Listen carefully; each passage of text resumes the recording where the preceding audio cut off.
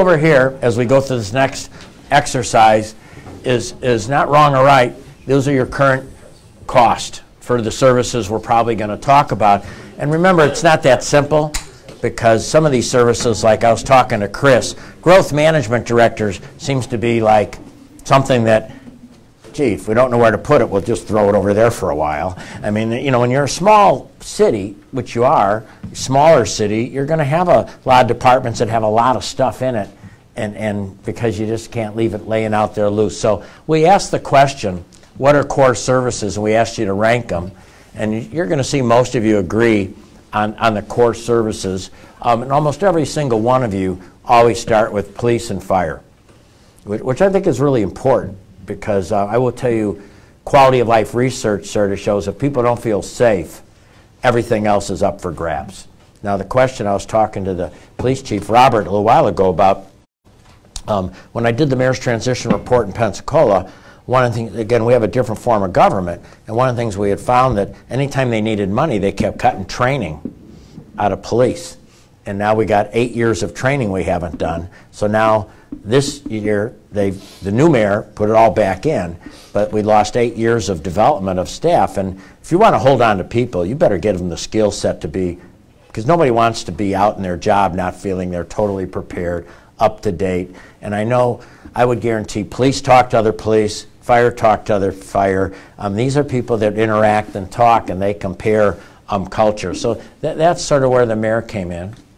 David, public safety, public works and utilities, those are core services. I mean, worst case scenario, if you only had so much money, this is probably, those are the things that you would go to. I'm not saying rec's not important for a quality of life issue, but that was this exercise, is just working through where we're sort of at in this thing. We're going to give you some some worksheets that you're going to be able to use, hopefully in the future. Because what we want to do is create tools where you're not dependent on an outside facilitator, but tools as you go through the process to make decisions that you can make them. Some of them we're inventing here. It says because a lot of cities aren't doing what you're doing, I will tell you some of this is we're inventing some things because we couldn't find data that showed other cities. Now we found some really big cities like Phoenix, but it was so complex. It doesn't transfer. We transferred some of it, but it would make no sense to transfer some of what they do in Phoenix here when you're looking at assessing projects and properties and so on. So this is Nick. Again, we go to public safety. I think this is really important because we all talk about sustainability, and even though maybe it's not a core service, it's core life. You know, we've got to figure out how to be sustainable. Again, you're very lucky. You got the LOST for another 10 years. But here's what's going up. Almost any time you construct something, it's going up very quickly now. Your labor dollars are going up. Health benefits go up, Tracy? Terry? They do. What did they go up this last year? Last year was 10. We're looking maybe a little bit less this year. But that's a lot when you're talking 300. So what do you pay for health benefits for your 300 or so employees right now? It can be up to $16,000 for family. What Brandy's going to tell us here. Brandy's got the better. Brandy's good at this stuff, by the way. Well, the other thing you're very fortunate on, and sometimes when you have it, you don't realize it. Here, I'll pass this to Brandy. As a city council, I would really pay attention to this. You have a 1 and 5 year rolling capital plan. And so your team has put together what they think they're going to need in capital all the way to what, about 2023 or 24? Yes, we have a 5-year capital plan. And it's 2.6 right now. Yeah. 2.6 million is what we pay currently. So if it goes up 10%, that's $200-something thousand that goes very quickly. With that, that's why growing population and growing the tax base becomes so important to cover the natural expenses. And if your only population is growing, Michael, you said really less than 1%. We've got to figure out how to move that up. If there's one thing to walk out with is how do we get more people living in Fort Walton Beach. So that's sort of where we're at with Nick. Here we go a little bit. I went on forever. I'm sorry. Yeah, well, that was good. No, that was good. Top 5, Nick. Here's Mike. Again, you've got the right. You can see it's everything here. You want to be a full service city. Now we have to figure out how to maintain that full serviceness, and it's not going to be maintained unless we grow population and tax base, because eventually your expenses are going to catch up and you're not going to be as sustainable. John, again, I think some of the uniqueness is pretty cool. The employee retention shows a lot of sophistication and where you're going, particularly what you're looking with economic development. Economic development is changing so quickly right now. It just is so amazing how fast it is moving from what used to be economic development was go out and try to find a company to move here to how do we grow the companies we currently have. I mean, it's almost within 6 to 8 months it's just gone like that. And there's some reasons. You know, there's national reasons. There's the Amazon, the Foxconn, and the Electrolux. These are all areas that didn't work out quite as well as people thought. Some of those things that are why they're going to economic development, sort of a 70% of it's growing what you have. 30% is trying to attract maybe what isn't here, where before it used to be almost like 99%.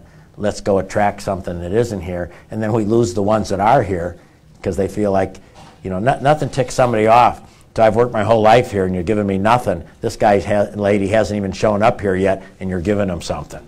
There's just doesn't make a lot of sense. I told my wife that the other day. We were walking, and she's 69, and she mentioned to me that her family, the average, nobody hardly lives over 70 in her family. And she said, I only have 2 years left. I said, then you better spend our money or I'm going to be taken advantage of. And somebody else is going to get a lot of this money. So we better start doing something more here because I'm susceptible. Anyway, so you get to a certain age, that even isn't exciting, you know.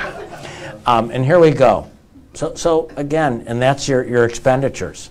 And you do, because you're a small community, you put some things and under certain things, like Jeff, when you go to your park and rec, you go to like statewide park and rec meetings? Yes. Do you have a branch on cemetery management? No. How many park and rec, I'm just curious, how many park and recs department oversees cemeteries in Florida? I don't know. Probably not that many. I probably won. You're the best. It's operated in the state. And that's not wrong or right. I'm just saying those are some certain decisions, though, that People are dying to get in. cities are going to have to make. So, and here's Nathan. And I'm really glad you hit this police, because it's so competitive today to get good officers. It's so competitive to keep good officers.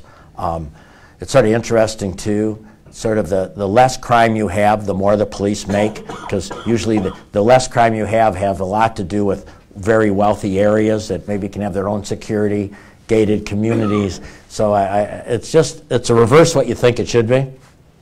So the areas that can pay the most have the least amount of crime because the average income is higher. So it's sort of a hard deal. It's a hard deal sometimes. So it's nice to have your police chief in here now. Core service by Kirby. And again, we go into this sustainability. And thank you. You'll see when I talk about civic engagement, sustainability is really vital because so many cities have put themselves into unsustainable things. Approving a subdivision that might sound great, but then it takes so many pipes, so many poles, but it doesn't pay enough tax dollars to pay for the infrastructure you've put in, and that's why a lot of cities are struggling. South Bend's a great example. I know he's running for president now, but the South Dunn mayor, what you see is South Bend as an example, is if you look at their population, it's pretty flat, but if you look at the amount of pipes and public utilities they're supporting now, because they've allowed it to expand and they've brought out the pipes and the poles, but they have too much land inside that could be infilled and used better. So we're going to come down, I think, to how do we take current land that might be vacant, and the closer it is to downtown, the more valuable it is, and make that more profitable for the community. So, decision matrix. This is something we sort of recommend you start looking at, and that is periodically, when you take, like Jeff, you would take what you offer and you would say, okay, on a 1 through 10, or police, how does this? And then, Robert, almost, even though it says police, you have to break down police to all the elements you do. Because every department has to prioritize with their own department. How, on a 1 through 10, where does it meet the mission? Does it fit our strategy that Michael talked about? What's the impact on quality of life? What's the return on investment? That's why I say a 1 through 10, because that stretches it out a little bit. Extent, it should be extent, not extend, my fault. Extent that it's a must-have. You know, certain things are an absolute must-have. You can't even operate the community without it. But Ken, you might have some things that are more must-have than other things that you offer. Absolutely. And when you look at that, that's a good exercise for Michael to do with his group now, to say, not that we're there, but it's just a good exercise to prioritize. But also we want to introduce something here, is what about new or enhanced products and services? How do we look at them? Because, Michael, what I find many times, somebody looks at the finance person and says, Brandy, can we afford that? And then Brandy says, well, yeah, looking at our numbers, looking at our debt, yeah, I think we can afford it. But if you don't know what else is out there, you miss opportunities. And again, we are, where I live, we don't have a strategic plan. We will now, because the outside have put so much pressure on it. So about a year and a half ago, they put $8.5 million into a rec center in a wealthy area that's all built out. So how much economic development is that going to create there? Zero. But if they would have moved that over to an area that had some growth opportunity, but the reason it ended up where it went is because guess where all the voters hung out? You know, so there's sort of that. Now you're lucky because you have a city manager style of government, which I like, because I think that takes away from those looking at those decisions that way. But I think that's that decision. So what we did is we looked at some things and we took it from big cities, but we broke it down to smaller cities. On a 1 through 10, when you're looking at something new, let's say the Commerce Park or downtown, or buying a piece of property right over here that could be redeveloped, you say, what's our investment need? So how much is it going to cost us to buy that? How much infrastructure is it going to mean? And how much technical is it going to be? So for example, if you have a piece of property that's already got roads, already got pipes, already got poles, that might be worth buying or looking into, because you're not going to have much infrastructure cost to make that something that could be developed. If you're looking at land that doesn't have that, you've got to, and I'm not saying you don't do it, but you put a score on there that says what's the cost that it's going to cost us to get into this infrastructure. The next thing we think you should start looking at, and this would be something that Michael would implement as part of this. So they would bring their score to you, but then you could score it also to make sure, and it's a way to prioritization. It's a way for, in my book I talk about consent versus consensus, and great cities have consent. They don't have consensus all the time, but they have consent. Because one city council member can sabotage an awful lot of things if they go rogue. And I don't mean you shouldn't be bold. I don't think you shouldn't make your opinion. But there's times when the group decides that you at least got to say, I'm going to work, even though I might not agree, I'm going to still work hard to make what we have decided successful instead of leading a community charge against it, because then you get paralyzed and it causes you a lot of expense. The next is, and you brought this up, is it Nathan? You brought this up, the cost of labor. So even though we might be able to afford this infrastructure technical, is there going to be labor? How much is the labor, especially if we do it? If it's a new service, something that we go into. Then that ties into overall cost of, so when you add this up and this up, is it something that we can afford? And of course you want to talk about, and we can wiggle with this. This is brand new. What's the return on investment if you want to do that? But then the other thing is, what's our skill set? Robert, you brought it up when you and I were at break. Do we have the execution to pull this thing off? You know, you might have to look at your management team and say, do we need to bring in an expertise we don't have? So if you're looking at economic development or downtown revitalization or walkability, engineering, that's a whole different skill set. Many cities might have, they might not have. But it might mean someone like Chris can't do all of the stuff he's got under his plate, but can specialize in this thing and bring a backup to do that thing, because you're getting into that. You know, some of the projects you're talking about are hard to execute. Whether it's a commerce park, whether it's a downtown project, so what happens is it becomes part of somebody's job. Where there's times when you got to free them up from other things because they can focus 100% on something. And those are some of the decision making, looking at where you're going over the next couple of years, because hopefully by the time we're done, you're going to have rated how much is that commerce park, how much is a downtown revitalization, and how much is possibly looking at other opportunities you have, Michael, because there's some other opportunities, right? There's Commerce Park, downtown, and also some other vacant land you might want to look at. Was that be the three? Yes. And I know you don't want to be in the land-owning business, but you have to sometimes be in the land-owning business, at least short-term, so it doesn't go to somebody else like we were talking about. It's like it doesn't sit there and somebody else, and you can't get access to property that you really need. So these are a couple items that we're going to be working with Michael and his staff on between now and next time we meet, to try them out, to pilot them, and then hopefully bring them to the city council and have you guys see, does that work? Because in private business, forced prioritization works very well. Because you just have to sometimes say, even though this is something we'd love to do, we just can't do it, or we can't do it now. Does this make sense to you, Michael? Yes. These are the type of tools we wanted to create, which makes decision making a little bit easier. So let's talk about measurement.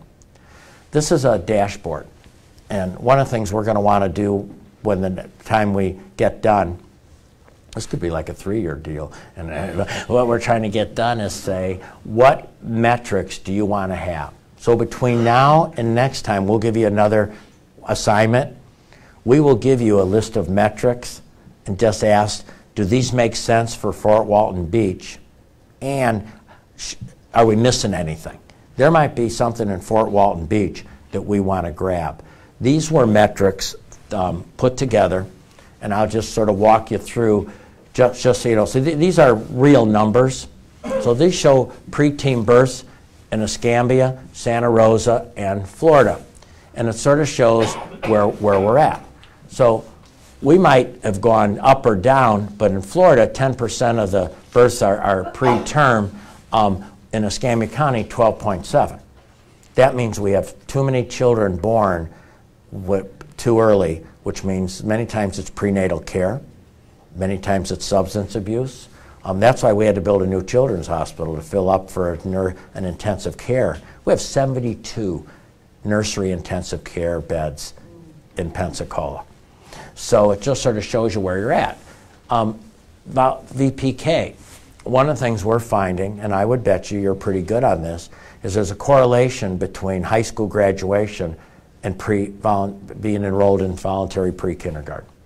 So that's one of the areas that we in this town, and talk about we because I live there, but this has to improve upon. So this is actually quite a bit of focus right now in the community, is getting more and more kids early brain development, which David, you and I've talked about a lot, at your hospital.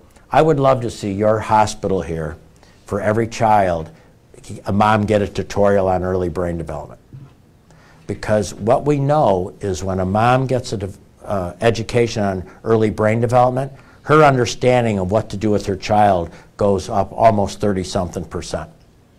And if you're going to do one thing, I would ask you to put a little pressure on your local healthcare provider to do that. And it's not expensive. I would never ask them to do something that's outrageous. It's between $12 and $25 per child. And that's pretty inexpensive because that can move the dial. The cost of child care, now it doesn't mean you go by these because these were more us. This isn't like a city looking at performance, but I'm just going free and reduced lunch, kindergarten readiness. Do you know what your kindergarten readiness is, David, here? It's about 68%. 68%. So you can see, now, isn't it amazing? You talk about education, there's a correlation here. Pensacola was yeah, in Okaloosa County, there's a correlation then between you feel better about your educational system. You should feel better about your parenting too, because that means you have parents that are preparing their children for kindergarten. Single parent households, sort of where we're at there. Middle class households, real per capita income, population, voter turnout, median workforce. This is one of the things, even though it's gone down, it's still a positive thing because we're having a younger workforce with this is bad. And so that's a little bit of where we're going. So we will give you metrics. It might not look like this. We'll work with Michael and his staff, but to give you metrics that represents this, so you meet every month at least once, right? Except maybe July or something. Right. Okay. Anyway, so you as a city council, but it'll be your dashboard, not ours. You'll agree to it, you'll look at the numbers, and then you'll say, are we tracking in the right or wrong direction? That's my recommendation. Does anybody have a problem with moving in that direction? That's what I've heard a lot. I mean, I think measurement was a 1. Yes. And an I don't know. Yes. So, and it's unfair to, and by the way, Michael should want, and I know he does, he wants measurement. Because measurement allows you to stay with your priorities instead of moving and veering all over based on maybe, not you would ever do it, but somebody from the city council say, we need to do this, we need, how do all these things get added to the agenda? Some city council person over the years has said, we should do this, we should do that, we should do this, we should do that, we should rent space to a radio station, you know, we should do this, we should do that. And all of a sudden one day you wake up and you say, how do we do all this stuff? It's slow, but it happens. In one of the videos y'all sent us, that Ed McMahon, it said, if you don't have a plan, everything fits in it. Yes. You know, and I think Ivan, okay. Please. Let's pass the microphone. We got one right here. Okay, we got one with Nick. We got one, hot mic. I mean, I'm pretty much. One's right there. Thanks. For the worldwide viewers who didn't get a chance to hear that, let me repeat that. The importance of that is huge. You know, with Ed McMahon saying that if we don't have a plan, everything fits in it. And I'm guilty of that. I think we're all guilty of that. Previous councilmen and councilwomen are guilty of that. That flashy new idea pops up. The citizens want it. Right. Hey, let's get it. You know, but being strategic is huge. And again, wanted to reiterate what the worldwide viewers missed, as Ed McMahon said, that if you don't have a plan, everything fits in it. So, and that's what's happened to almost every city in the world. You say, how did that happen? And they didn't have a plan. So one of the things have a plan, that means what we say no to. What we just say we just don't do. Hey, you know what a quality of life thing is for millenniums right now? Dog parks. Dog parks and craft beer. And I know it sounds, but we just brought in probably our most popular to CivicCon, Peter Yagiyama or something like that, and he talked about love notes in your community. And if you haven't watched it, we'll send you a link to his video. We had 6,300 people watch his video live stream, probably more than is watching this right now, by 6,280. Okay, but the reality is he was amazing, the data he gave us on young people and what they want. 70% of people under 30 have a dog, and dog parks are becoming almost like a rec, Jeff, for kids. Dog parks are becoming a big thing. So those are the types of things you start looking at, you start thinking about, but you have to have a plan for it or it doesn't happen. So let me talk about our assignment here was to bring you some thoughts on civic engagement. So we're going down 3 roads here. We're going down intelligent growth, which is the decision making for how do we grow our population and our economy. We're going down effective government, which effective government is going to be the metrics. You want to talk about what you just signed up for with the city? I think that's really good.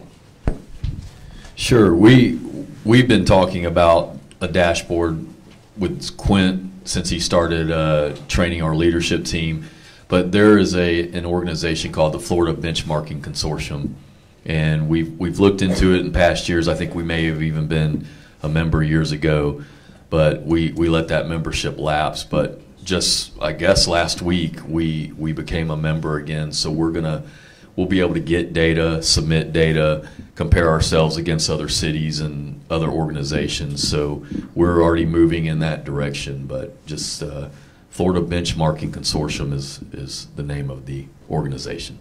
So that's effective government. We'll have benchmarking data, and we're going to have some other data. We'll have an employee engagement survey data show up. We're going to show you maybe a quality of life. I want to do a quality of life thing before we leave today to sort of walk through. So today's that day where the funnel gets a little wider with what we're looking at, and then we'll bring it down.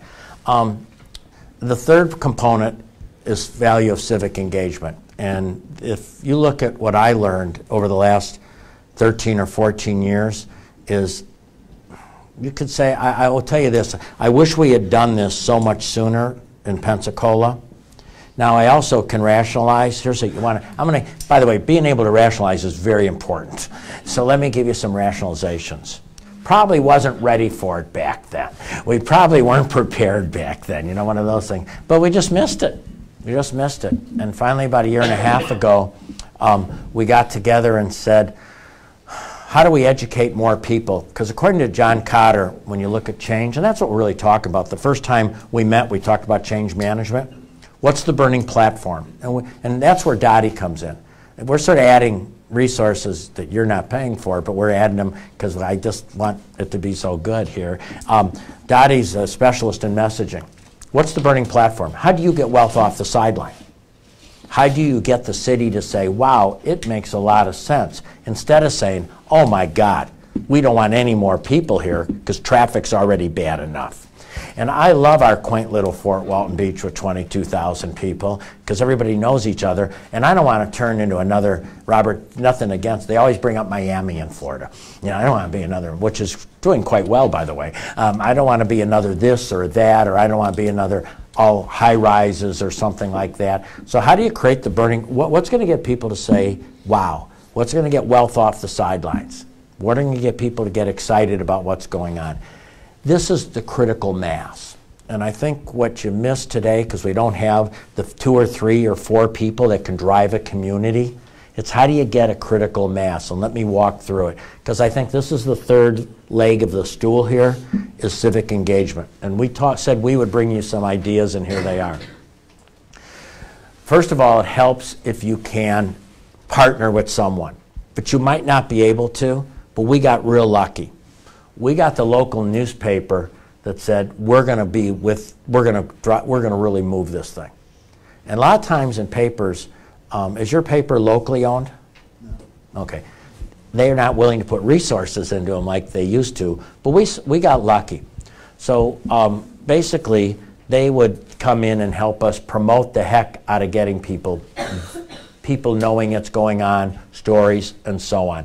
So that was really good. So our whole goal at CivicCon was to create civic conversations. So if somebody said, we're not going to put a median strip down the middle of the street next time. We're going to put it to the side, because I'll walk you through something. When you have a street, here's what happens so many times, it's just real normal. You have a street like this, and you want to put a bike lane in. And you have a median strip here, because everybody loves median strips in Florida. It's beautification, we call it. You can put some trees in there, some bushes in there, and it makes it sort of nice. The problem is people speed like heck when there's a median strip because they feel protected. So what we've done, we think we're beautifying the community. We've actually just sped up traffic in the community, and we probably would have been better off moving the median strip right here and having the bike lane here. Because I don't know if you do this, what we do is we just paint a stripe down the street, put a picture of a bike, and say we've created a bike lane. Now it's dangerous as heck. Cervantes is one of the 10 most dangerous streets in Florida, and they just went and put big pictures of bikes on one of the lanes. They should have put an arrow through it, like, don't bike here. But these are things we learned by having outside experts come in and tell us what cities are doing. We just did what cities always did. So those are power of creating these civic conversations. And we also found it created better citizens when they go to the elected officials, because they're better at presenting their ideas. They're better at doing it in a civil manner. They're doing it in understanding instead of, you probably don't have this here, people showing up and yelling at you, and, you know, and calling you names and saying this and saying that. So we've helped there too. So here's where to start. We brought in a fellow named Chuck Marone, and he talked about infill. And what I mean by that, I had never looked at this before. He talked about you got to quit sprawling, but you got to take your land and do an inventory of what current land you have in close to the core, who owns it, and what are you doing with it. So for example, we got lucky in Pensacola. We had an old Pensacola News Journal building that was pretty much, only had a few employees, printing press was down. It ended up being a brand new Y, a brand new $300,000 apartment complex with retail, and an office building that took current space that was paying $70,000 in property tax and now paying $700,000 in property tax. Now, I'm not saying that's where you start, but that's the power of infill. He also will show you that a small downtown per square foot might pay more taxes than a large type building outside the city, because you look at tax structure. He really got us off to a good start. Ed McMahon taught us, and you mentioned this, about planning, but he also taught us about the fact that you don't have to accept what people offer you. Okay? So for example, franchises. And franchises are fine to have in a city, but I did not know you could tell them you didn't like their design. I did not know that Taco Bell has a number of designs. They have the design where the city doesn't complain. They have the design where the city complains a little bit. And then they have the design that the city won't allow them to build it unless it looks a certain way. The most America is in a house. To put it somewhere, and they wanted to tear down a house. And the people said, no, we want that house to stay, but you can turn it into a Taco Bell. We found that in Pensacola. Once we pushed back, they changed it. So for example, you're better off if they put the parking behind them, not in front. Because if they put the parking between them and the street, you lose that sense of street, that sense of neighborhood. I didn't know that. So these are things you learn from somebody like Ed McMahon. Joe Minicozzi actually does a whole thing on do the math.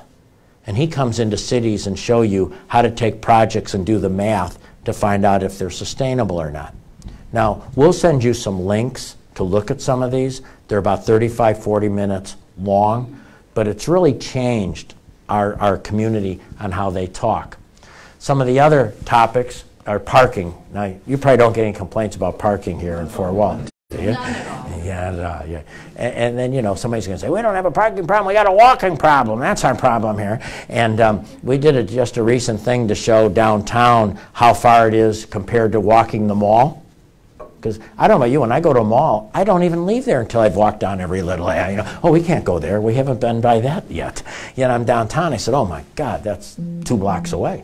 Anyway, and how far will people walk? So Donald Shoup, and what I'm saying is, while we brought him in person, we have a library that you could even look at trying to utilize. He is the guru of gurus in parking. And he talks about how the 3 steps of parking. You know, he says cities have dyslexia. The farther away you are, the more you pay. And the closer you are, the less you pay. Even retailers will say they don't want paid parking, when paid parking can make a downtown hum and bring in great revenue. Talk about walkability. That was Jeff Speck. If you're interested, Jeff Speck's going to be in Pensacola next week doing some charrette work if you want to meet him. He's like the superstar of, he's the Bruce Springsteen of walkability. Smart investment. Brought people in about when you're looking at a city, how do you make sure you prioritize your investments. We had Bob Graham come in, Senator Bob Graham, and you know, his popularities, you don't get into parties, is very high, right? He might be the most popular. The way to be a popular elected official is not be in office, I've decided. But we brought him in, and he did a whole thing on citizenship. And because we don't teach citizenship anymore. And then he actually made sure he also went into the school districts too.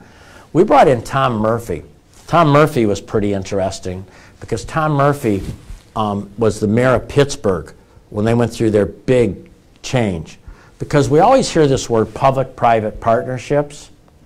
Now, research shows when you have public-private partnerships, I'm not sure it's partnerships, when you have a public-private contract, does anybody have an idea who usually wins in the negotiations? Private. The private.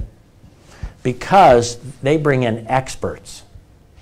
The city, because they might not have access to experts, or somebody's going to say, well, Mike, that's what we pay you for, gets out negotiated. So he remembers his story that I like best is private developers, and just think, I think I'm one of those. Private developers would come into Pittsburgh and say, hey, we've got a deal that's great for you. And their question, they would say, don't tell us why it's great for us. You share why it's great for you, because you wouldn't be here if it wasn't great for you. Because sometimes, and where you're going as a city, you're going to get into these, I think, more, Michael, in the future. So that's educating the city council on what to look for in a private-public partnership. So yeah, we all like it the day the contract is signed, but 10, 15 years down the road, how's it going to work and who is it going to be, and the sophistication. I think they're good, but I think you have to be real careful that you can be taken advantage of, because they want to tie into your revenue stream. And your revenue stream isn't secure sometimes. So it's just something that we brought up. Social equity. This was Emily Talon, University of Chicago. She talked about basically why do some neighborhoods get all the good stuff and some neighborhoods get all the bad stuff. Marketing communities was Andrew, and he talked about put your stake in the ground and what are you going to be best known of. He was our most expensive. Then we have things on infrastructure. We had great neighborhoods, community-driven design, what success is doing right, and we just had the last one called Loving Your City. So we have all that in our library, but you might want to bring, and we can probably help you at a very, I think, low price. But one of the things, and here I am, I hate to spend your money. I'm going to give you two things I think you should spend money on. One, I think some community engagement of bringing some people in to help educate. Because, you know, you can, by the way, they'll say the same stuff you've been saying, but because they don't live here, people think they'll listen. Sort of just the way it is. You got to bury your ego. And the quality of life survey we're going to show you in a little bit. Whoop. So where we load this up, I want to walk through this. You want to load the quality of life survey information up? So this just shows you a packet that was put together. And I'm not saying you have to do this, but I do think civic engagements, we're going to put it in your strategic plan, because I think if you don't really educate your community for the changes they're going to be seeing, you're going to get pushback anyway. Everybody know that, right? You're going to get pushback anyway. We're trying to lessen the pushback and get people saying, thank gosh they're doing that. So for example, when our new mayor announced that he was going to put a street on a street diet, which means he was going to take lanes out, people said, oh, that's a good idea. I think 3 years ago they would have went nuts.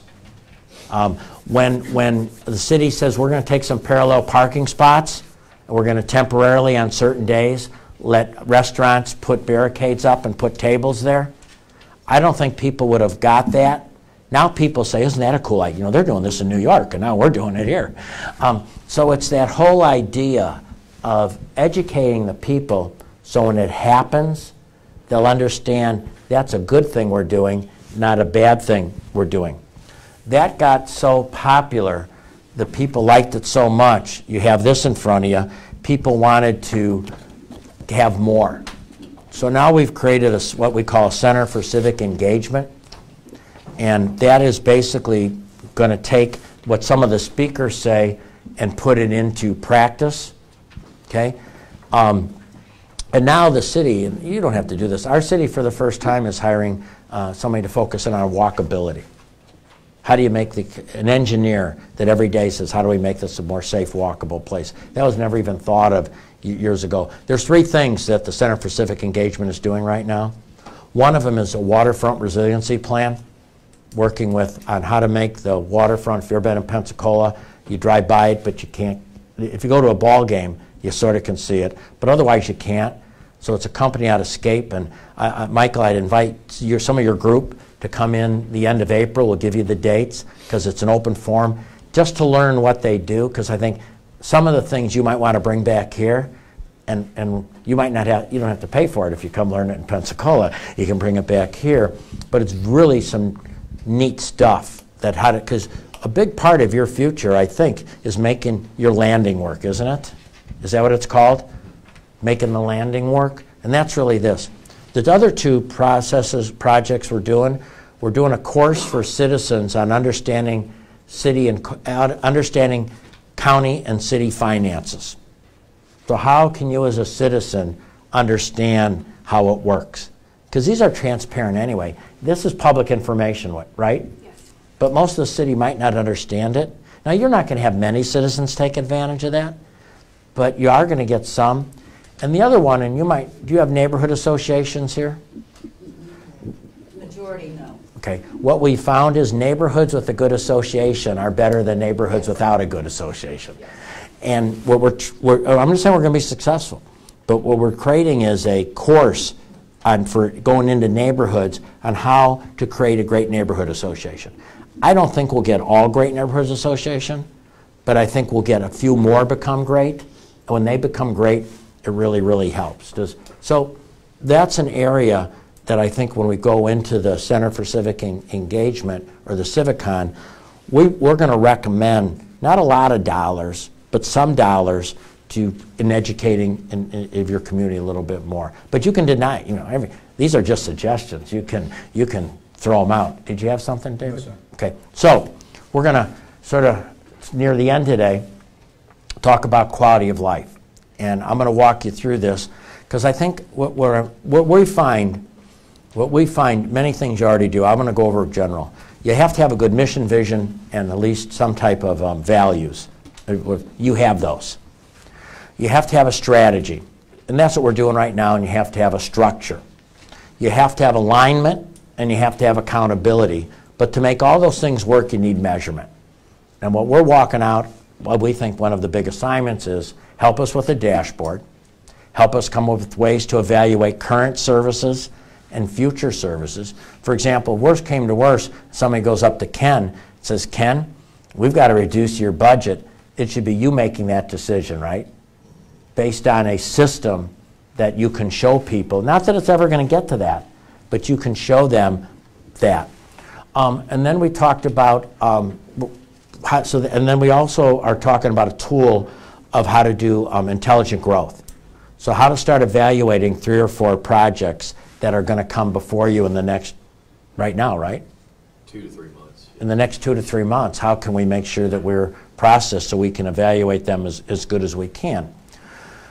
So we got the dashboard for effective government, we got the intellectual growth, and then we have civic engagement. But I think we've said all along here, measurement's key. Let me give you one more measurement piece, probably overwhelm you, but I think this was vital. Every city says they have a good quality life. Again, nobody ever says they don't. But do you really know what it is? And do you measure it? And you know how it compares to other people? So in 2007, again, this is privately funded, but you might have to fund it. It's not that expensive either, because our city, we didn't know it funded, so it's privately funded. We said, we're going to measure quality of life. And then we researched who is the best company to measure quality of life. And because everybody would think Gallup, because they do a lot of it, Gallup is a very good company in measurement, but when we looked at it, they were a C when it came to quality of life measurement. Mason-Dixon was the best we found, and I don't work for Mason-Dixon, I get no money. They were a B+, so they were the highest one we found. So what happened is we did something else. Don't pay attention. We have a young professional group, which we think is a huge part of keeping talent here. It's a group of young people that get together and drive it. We gave the survey to them to monitor, so they have something to hold on to and grab and drive. Don't say you have to do that. I'm just explaining why you're seeing some of these numbers up there. So basically it's a polling and research company out of Washington, D.C. We picked 800. You would never pick 800. We picked 800 for the entire county, and we probably could have got the same validity and reliability with 400 to 500, but we went 800 because you know somebody's going to say, you're just calling these people. We also want to make sure it goes by age, it goes by race, it goes by cell phone. So we didn't want to go to where you know, so for example, if they're looking for so many males between this age, and they've already got those, and Nick, you answer, they're not going to say we don't want to talk to you. They're going to ask you a real simple question and say thank you because they already filled their quota. But maybe they'll go to Amy because they're looking for women between 30 and 35, and they're and they say, here's the whole survey. So it's very sophisticated. They're available. They go into the voter registration. They do a whole sample for you, and the margin error is no more than 0.35 for where you're going. And we've conducted it annually, actually since 2008. These are the categories that you get feedback on. And I'm sorry to turn my back to you, but to read it I need to, and I apologize. Quality of public schools, availability of housing, public transportation. Doesn't mean you have to do this. You might get rid of public transportation. It might not be an issue for you. So even though you want to pick the standard questions under the category, you might get rid of a category that might, because you don't have a lot of public transportation here, do you? We have some. Some, well, you might want to leave it. It's up to you. What we'd probably want is a sort of a committee of some city council members that want to help work with the city, because this should be your survey. This should be the city's survey. Public safety, natural beauty, physical setting, availability of health care, shared vision and plans for economic development and job growth. So those are the categories. And then what you get is a report card, or not a report card, I call it a report card. You get data that shows whether it's excellent, good, fair, poor, or unsure rating. So you can already track it, and you can go from the beginning.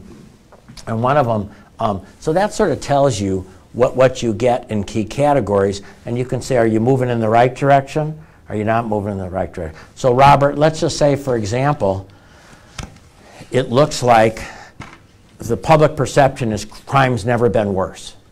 Now you know your data says that's not true, but at least now that tells you together everybody's got to do a better job communicating. Now, 800 people you call are all victims of crime. well, see that. Victim of crime, crime is high. But what I'm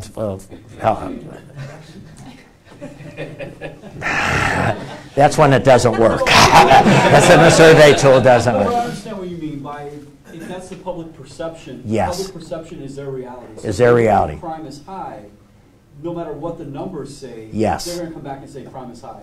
And you could go to an area that crime is super high, but if people perceive it as a safe area or a safe place to be, they're still going to be there. Where there's another area where crime may be relatively low, but for whatever reason they perceive it as being high, they'll stay away from that area. And what it means is you might have data that needs to be improved, or you might have communication that needs to be improved.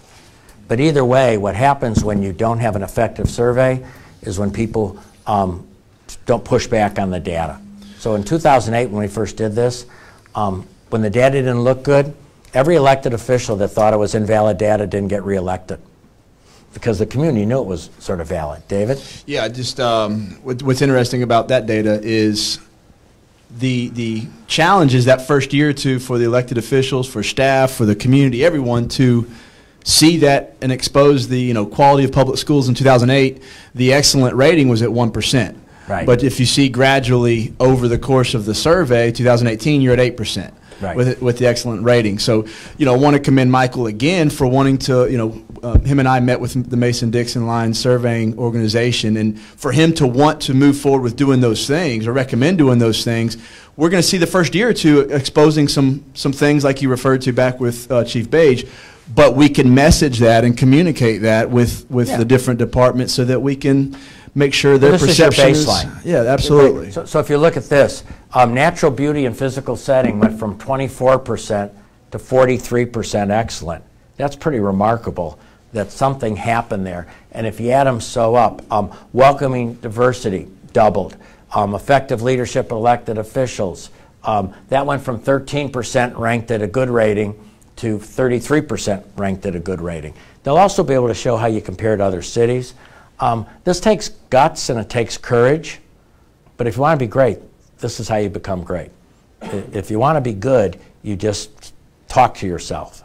And you have to be careful not to rationalize results away. Well, I'm sorry. So those just show you. So that's interesting, because one of the questions they ask is the city on the right or wrong track? Very basic, yes or no. And as you can see, it went from 27% in 2008 to 63% in 2018. Your numbers will never be where ours were in 2008. They won't be. You'll be in much better shape, I guarantee it. But I think it really answers that question, how is our quality of life being perceived by the people that actually live here in a valid, reliable, statistical way? Like I said, we'll talk to the chief. There are some areas that you might feel you're doing better, but the public doesn't perceive it that way. Then it comes time to how you're messaging it, how you're talking about it, how are you, telling people. Sometimes we don't do a good job, cities don't do messaging what's right, because we're so busy messaging what's wrong. So that's a little bit about the quality of life survey. So that's one of the things I'm just saying we'll probably recommend that you look deeper into. Any thoughts on that, Michael? Because you've been involved with that.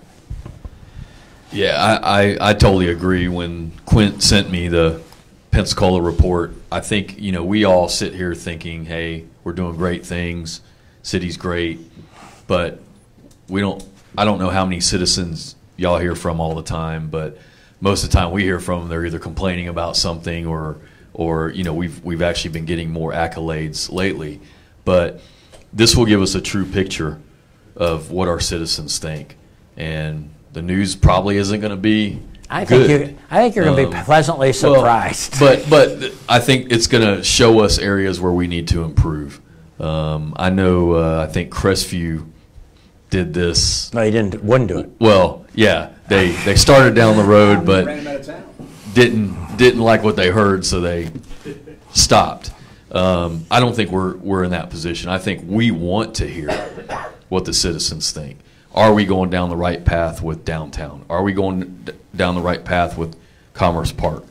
Are we going down the right path with police, fire, you name it? I think it'll give us a true picture, and it'll tell us where we need to focus and what we need to work on. At the time it started, probably the biggest issue was waterfront. It was the whole Maritime Park, the waterfront. And you're going to hear people say it was the worst thing, the best thing. When we asked the citizens, the number one thing they wanted in the community was more access to the waterfront. So the basic community wanted it. Some people didn't, and they would act like, well, I talk to everybody. Everybody hates it. And this sort of allows you to put into, is it in everybody? Maybe it is. Maybe it isn't. And I'm sure you get that. And even elected officials, not here of course, but even elected officials will sometimes say, my constituency. And you don't know how many people did you really talk to or hear from? And so on this sort of lets you know, just like the employee engagement, just like customer service measurement, just like this, I think if we can be measurement rich with the right measurement, I think that sets the foundation to really, take Fort Walton to that next level. Because otherwise you're sort of stuck, I think you're stuck in the middle.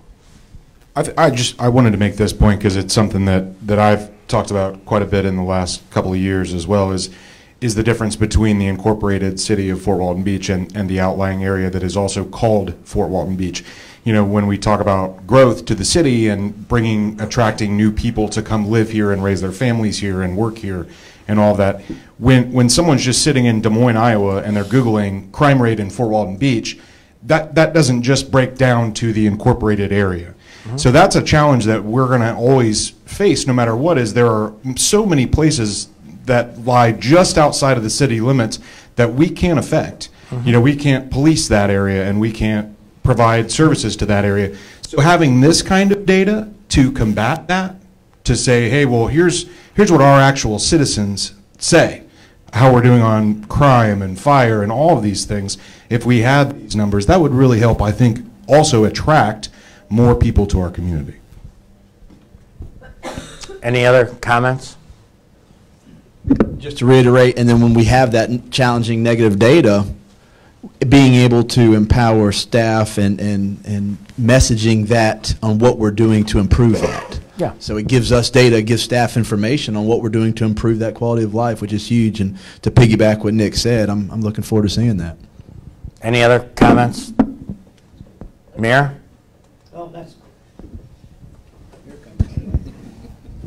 You have to do this when you're mayor.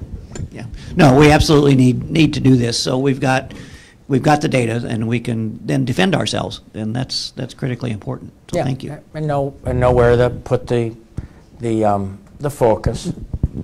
Nathan, you. Okay. So what we covered, we're done a little early, but we covered a lot, and I think the next meeting, I think we'll probably have one or two more for sure, probably two more, is to take the measurement to you, the dashboard to you, work with the city on the services, take civic engagement if you think, put a little more bones on it, on how you might implement it. But I think the real key thing is the dashboard, is to bring the dashboard, a sample dashboard back to the city council so they can, you guys can respond to it. And so on. Anything else, Michael? No, and homework assignment for the elected officials. What would you like to see measured? Yeah, and we'll send you. I know you want to. Michael wants to. He works you real hard, but we'll also send you some suggestions. Okay. And we've also done this exercise on a staff level, which we'll update it and do a comparison, but. That'll be a topic for the next session. And the key about the dashboard, it won't just be a dashboard. It'll also show you, because you're in this comparison database, what to compare to. So yeah, here where we are, and it might look like, when you think of that, and if you think of a city saying only 35% of our kids that are from here come back here to live, you might think that's a bad number. But in comparison, you're in the top. So I think we'll also try to create a graph in there that shows comparison. And then also, is it moving in the right direction or the wrong direction? So going up or down. Dottie, did you want to say anything? Yes, not having a microphone is debilitating.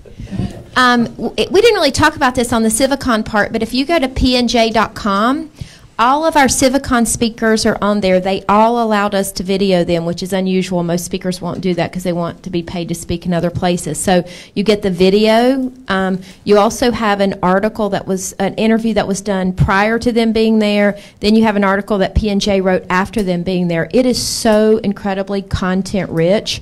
And what we've done in other communities, if they've set up these watch parties where, you know, while you might not have it live, you can set it up in a school auditorium somewhere and invite the community to come in and watch it one at a time. And we'll kind of give you the sequencing. We kind of got it right accidentally, but we'll give you a good sequencing how we think to lay it out. But we also have the transcripts for all of these speakers, so you don't have to focus so much on taking notes. You can listen to what they say and come back. But there's a couple things. One, having everybody hear the message at the same time is incredibly valuable and powerful. But secondly, it gives you the language.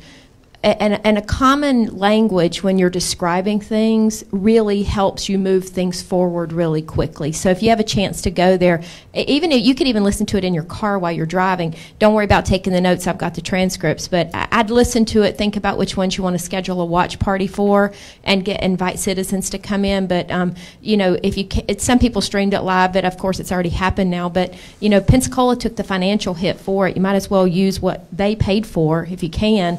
Put it up on a big screen and do it.